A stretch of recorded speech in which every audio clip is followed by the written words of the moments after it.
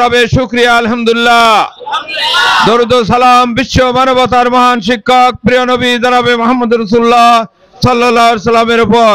সম্মানিত উপস্থিতি, আপনারা লক্ষ্য করেছেন সারা বাংলাদেশে একটি আওয়াজ উঠেছে। 54 বছর আমরা অনেক কিছু দেখেছি, আর নয়, আগামীতে বাংলাদেশ জামাত ইসলামীর ন্যায় এবং ইনসাফের প্রতীক দাঁড়িপাল্লার পক্ষে গণজোয়ার সৃষ্টি হয়েছে। সম্মানিত ভাইরা আমার, ইতিমধ্যেই ইসলাম বিরোধী শক্তিরা নানাভাবে আমাদের নেতা কর্মীদের উপর আক্রমণ করার চেষ্টা করছে। আমাদের মা বোনদের উপর হয় হুমকি দেখানো হচ্ছে, আমাদের পোস্টার ছিঁড়া হচ্ছে। এটা করে কি পার পাওয়া যাবে ভাইরা আমার? বাংলাদেশের মানুষের অন্তরে গেঁথে গেছে দাঁড়িপাল্লা।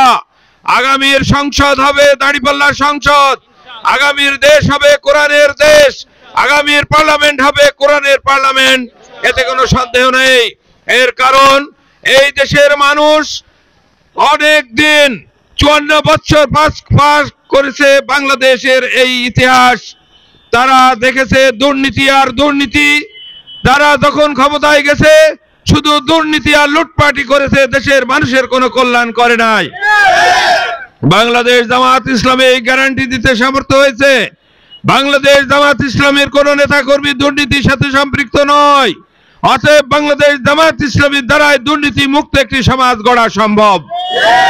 যাদের নেতা কর্মীদের মধ্যে দুর্নীতি, তারা কিভাবে দুর্নীতি মুক্ত একটি সমাজ প্রতিষ্ঠা করতে পারবে? ভাইরা আমার, প্রিয় হালসাবাসী, আপনাদের কাছে আমাদের জিজ্ঞাসা, আপনাদের কাছে আমাদের আহ্বান, যে দলের নেতা কর্মীদের চাঁদাবাজ মুক্ত রাখতে পারে না, দখলদার মুক্ত রাখতে পারে না, মানুষকে মানুষ হত্যা করার পথ পরিহার করতে পারে না, তারা কিভাবে একটি দেশ এবং জাতির কল্যাণে কাজ করতে পারে? সম্মানিত ভাইরা আমার, কাগজে কলমে কোনো দফা দিয়ে লাভ নেই। আপনার নেতা কর্মীদের চরিত্র আগে ঠিক করুন, আপনাদের নিজেদের চরিত্র ঠিক করুন। আপনারা তো এই দেশ শাসন করেছেন একাধিকবার, এই দেশের জনগণের জন্য কি করেছেন তাই জাতি জানে। এই জন্য সারা বাংলার সকল মানুষ, আমি প্রতিদিন ভোর থেকে ফজরের পর থেকে এশার পর পর্যন্ত বিভিন্ন প্রান্তরে ভেড়ামারা মিরপুরের আমি গণসংযোগ করি। সেখানে প্রত্যেকটি মানুষ, আমার ভাই বোন মা সবাই এক কথায় বলে যে আপনার জন্য ভোট চাওয়ার আপনার প্রয়োজন নেই, আপনার কাজ আমরাই করে যাচ্ছি, শুধুমাত্র আপনারা ভোটগুলা গুছাই নেবেন। ভোটের কত পরিমাণ হবে সেটা এখন ধারণা করতে পারছেন না।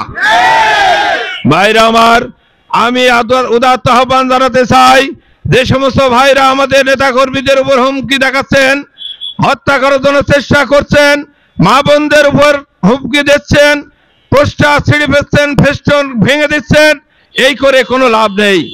আজ মিরপুর ভেড়ামারার প্রায় 5 লক্ষ ভোটারের অন্তরে গেঁথে গেছে আমাদের পোস্টার, আমাদের দাড়িপাল্লা।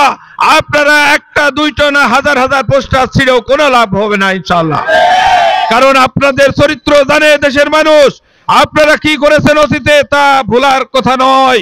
আগামীতে বাংলাদেশ জামাত ইসলামী পরীক্ষিত একটি সংগঠন। বাংলাদেশ জামাত ইসলামের 2 জন মন্ত্রী ছিল জোট সরকারের সময়। সকল মন্ত্রী এমপিরা 111-এর পরে দুর্নীতির দায়ে জেলে গিয়েছিল। বাংলাদেশ জামাত ইসলামের 2 জন মন্ত্রী, আমাদের শহীদ আমির জামাত মাওলানা মতিউর রহমান নিজামী, শহীদ সেক্রেটারি জেনারেল আলী হাসান মোহাম্মদ মুজাহিদ, মতিউর রহমান নিজামীকে দুর্নীতির দায়ে জেলে নিতে পারে নাই।